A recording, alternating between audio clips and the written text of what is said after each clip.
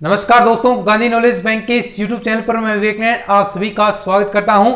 आज के इस वीडियो में हम एक और टॉपिक पढ़ने वाले हैं। कन्फॉर्मल मैपिंग हमारा टॉपिक चल रहा था और लगभग 54 क्लासेस कॉम्प्लेक्स एनालिसिस की हो गई हैं। 2-3 क्लासेस और रही हैं, फिर आपकी पूरी कॉम्प्लेक्स कंप्लीट हो जाएगी। अब एक टॉपिक रहता है क्रॉस रेशियो, जो आज की इस वीडियो में मैं करवाने वाला हूं। फिर कुछ क्वेश्चन करवाएंगे और फिर कुछ और प्रकार के ट्रांसफॉर्मेशन आएंगे, जिसमें से जोवलेंस की और एक आता है। किस प्रकार 2-3 चीजें और रही हैं। लगभग आपकी कॉम्प्लेक्स पूरी हो गई है। अगर आप ये सारे वीडियोस देखते हैं तो यकीन मानिए आपको कहीं भी कोई भी दिक्कत नहीं रहेगी, क्योंकि इन वीडियोस के से लगभग 50 वीडियोस जो हमने डाले हैं उनमें बहुत से दोस्त कह रहे थे हमें इससे बहुत ज्यादा हेल्प मिली है, तो आपको भी इससे बहुत ज्यादा हेल्प मिलेगी। तो शुरू से लेकर एंड तक ये क्लासेस देखिएगा। जो सीरीज हमने कराई है लगभग 60 क्लासेस इसमें हो जाएंगी। 5-6 क्लासेस इसमें और ऐड कर दूंगा मैं। लगभग 60 क्लासेस में आपकी पूरी कॉम्प्लेक्स एनालिसिस कंप्लीट है। इतना मैटर ना तो किसी कॉलेज में करवाया जाता, आप खुद देख लीजिए। आप अगर कॉलेज में हैं तो आपको पता चल जाएगा कि कितना मैटर करवाया जा सकता है, ना किसी कोचिंग वगैरह में। तो हमने आपको लगभग मैटर करवा दिया है। तो आज शुरू करते हैं एक और इंपॉर्टेंट टॉपिक, लगभग एंड चल रहा है इस कॉम्प्लेक्स एनालिसिस का, और शुरू करते हैं। टॉपिक का नाम है क्रॉस रेशियो। क्रॉस रेशियो, वज्रानुपात। देखिए आपको मैं समझाऊंगा सबसे पहले तो कि क्रॉस रेशियो होता क्या है। 1 मिनट, ठीक है। अब लाइट ठीक है।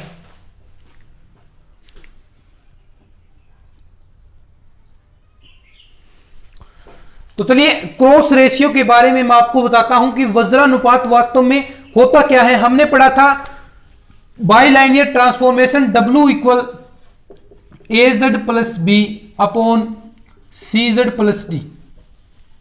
ये हमने पढ़ा था बाइलाइनियर ट्रांसफॉर्मेशन, द्विरेखिक रूपांतरण। अब इसे हमने क्रॉस रेशियो के द्वारा बताना होगा। बाइलाइनियर ट्रांसफॉर्मेशन, अब इस बाइलाइनियर ट्रांसफॉर्मेशन क्रॉस रेशियो होगा, कब होगा वो चीजें, कंडीशन सुनिए ध्यान से। क्या क्या कंडीशन होगी तब ये जाकर क्रॉस रेशियो होगा, तो सुनिए ध्यान से। Z में 4 पॉइंट होंगे, Z1, Z2, Z3। 3 पॉइंट का जो बिंब है इनका प्रतिबिंब होगा W1, W2 और W3। ये हमने पढ़ा है। तो इसको जो बाइलाइनियर ट्रांसफॉर्मेशन है, ये द्विरेखिक जो रूपांतरण है, ये वज्रानुपात क्रॉस रेशियो कहलाएगा। यदि इसमें इस प्रकार का फॉर्मेट मिले, यानी Z माइनस Z1 इंटू में Z2 माइनस Z3 अपोन में Z1 माइनस Z2 और Z3 माइनस Z, इसकी इक्वल जो वैल्यू आएगी, जो इस प्रकार का अनुपात है, ये क्रॉस रेशियो कहलाता है। अब हमें वैल्यू निकालनी पड़ेगी हमें। ये जो अनुपात होगा आपका वो क्रॉस रेशियो कहलाएगा। ये अलग भी आ सकता है, अगर ये इसके इक्वल आ जाए, यानी W1 W2 इसी ऐसा का ऐसा आ जाए, तो ये निश्चित पॉइंट या इनवेरिएंट क्रॉस रेशियो कहलाएगा। तो इस प्रकार के जो चीजें आएंगी वो हमें अभी निकालनी पड़ेगी। और देखिए शुरुआत करते हैं इस चीज को हम आगे सोल्व करने के लिए। आपको पता चल गया होगा कि क्रॉस रेशियो होगा क्या, यानी Z है, जो Z हमारे पास ये चीजें हैं, यहां से Z समतल है और इसका W में प्रतिचित्रण होगा। तो Z के जो पॉइंट होंगे, 3 पॉइंट यहां पर Z1, Z2, Z3 का प्रतिचित्रण W समतल में W1, W2, W3 है। तो यहां पर इस प्रकार की जो वैल्यू आएगी वो क्रॉस रेशियो कहलाएगी। ठीक है, इतना क्लियर हुआ। अब देखिए इनकी वैल्यूज हमें निकालनी है। किस प्रकार हम इसकी वैल्यूज निकालेंगे। हमने पढ़ लिया कि W बराबर AZ प्लस B है अपॉन CZ प्लस D है। ठीक है, अब W1, क्योंकि हमने 3 पॉइंट यहां पर लेकर चले हैं, W1, W2, W3 इनका प्रतिचित्रण है किससे, Z से इनका W में प्रतिचित्रण हुआ है। तो Z की वैल्यूज हमें यहां पर रखनी पड़ेगी। तो सबसे पहले W1 बराबर क्या होगा, AZ1 plus B CZ1 plus D। W2 इस प्रकार AZ2 plus B CZ2 plus D, और W3 देखिए क्या होगा, AZ3 plus B plus CZ3 upon D। अब देखिए हमें कुछ वैल्यूज यहां से निकालनी पड़ेगी, जो आपको पता होगा कि देखिए W माइनस सबसे पहले W1, क्योंकि जो मैंने आपको क्रॉस रेशियो की डेफिनेशन बताई है तो उसमें Z माइनस Z1 था। तो इस प्रकार हमें कन्वर्ट करना है इस चीज को। और देखिए आपको ये चीजें ध्यान में रखनी पड़ेंगी, ये याद रखनी पड़ेगी, क्योंकि इंपॉर्टेंट टॉपिक है, एग्जाम में पूछा जाता है, बहुत बार ये एग्जाम में आया है। तो इस चीज को आपको याद रखना ही पड़ेगा। W माइनस W1 इसका इसमें से हम घटाएंगे, देखिए A Z plus B C Z plus D minus होगा A Z one plus B C Z one plus D, और इस प्रकार W2 माइनस W3, क्योंकि जो मेरा फॉर्मूला था उसी के अकॉर्डिंग हमें चलना है, तो AZ2 plus b CZ2 plus D minus होगा AZ3 plus b upon CZ3 plus d, W1 minus W2, ये इक्वेशन नंबर 1 दे दीजिए, इसे 2 दे दीजिए, और यहां पर W1 माइनस W2 घटा दीजिए, इक्वल होगा AZ1 plus b upon CZ1 plus D minus AZ2 plus b upon CZ2 plus D, और W3 माइनस W क्या होगा AZ3 plus b CZ3 plus D minus होगा AZ प्लस बी और CZ plus d. ये 4 equation बनी है, ये number 3 है, ये 4 है। अब देखिए अगर आप एलसीएम लेंगे, इसका आप एलसीएम लीजिए, इनका एलसीएम लेकर आप इन्हें सोल्व करेंगे तो जो अब हम वैल्यूज निकालेंगे, देखिए इस प्रकार जो मैं वैल्यू निकालने वाला हूं W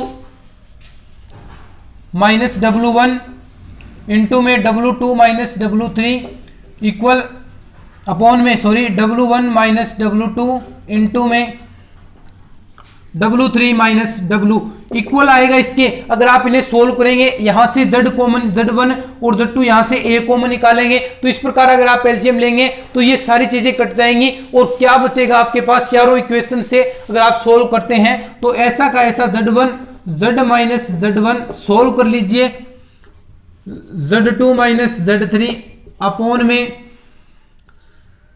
Z1 माइनस Z2 और Z3 माइनस Z, ये इक्वल आ जाएगा दोस्तों। तो ये चीज ही क्या है, क्रॉस रेशियो है,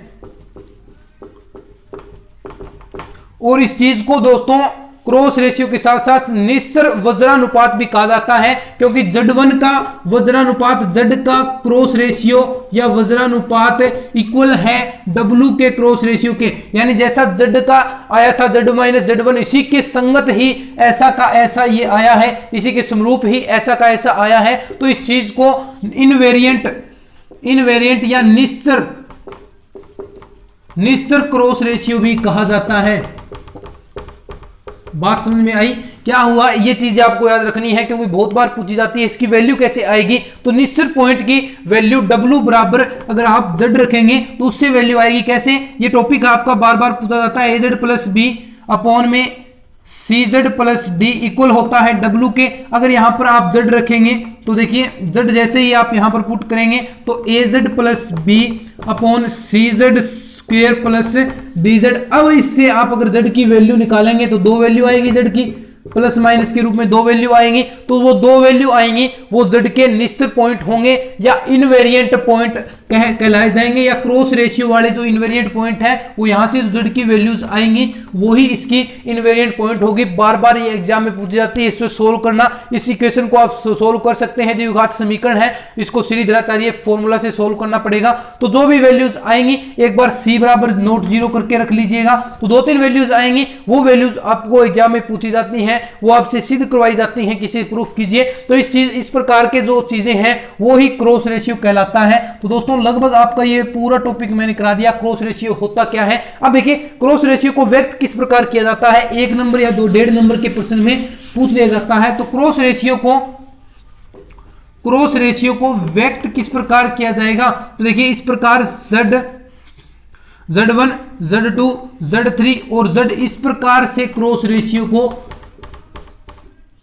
व्यक्त किया जाता है। क्रॉस रेशियो को व्यक्त कर किस प्रकार किया जाता है, तो Z इस प्रकार जो ब्रैकेट के अंदर Z1 Z2 Z3 Z, और यहां पर देखिए कोई भी कॉमा नहीं आएगी ब्रैकेट के अंदर, और ये इक्वल है इस प्रकार। यहां पर देखिए W1 W2 W3 और W के ये इक्वल होने वाली हैं। तो इसको मैंने आपको बता दिया, अगर ये इक्वल हैं तो निश्चर कहलाएंगे, निश्चर या निश्चर वज्रानुपात कहलाएंगे। दोनों के वज्रानुपात अगर इक्वल होते हैं तो इसे निश्चर कहा जाता है या इनवेरिएंट कहा जाता है। इसकी वैल्यू कैसे आएगी, z के पॉइंट्स जो होंगे वही वैल्यूज होंगी, z की वैल्यूज आएंगी। और वो z की वैल्यूज कैसे आएंगे, w बराबर अगर हम जो हमारा द्विरेखिक रूपांतरण है उसमें अगर हम w बराबर z रखेंगे तो वहां से जो z की वैल्यूज आएंगी वही इनकी निश्चर की वैल्यूज होंगी या इनवेरिएंट की वैल्यूज होंगी। तो दोस्तों ये आपका टॉपिक लगभग ये मैंने कंप्लीट करवा दिया है बिल्कुल अच्छी तरीके से। उम्मीद करता हूं ये छोटा सा टॉपिक आपको समझ में आया होगा। अब आपके कुछ क्वेश्चंस रहते हैं,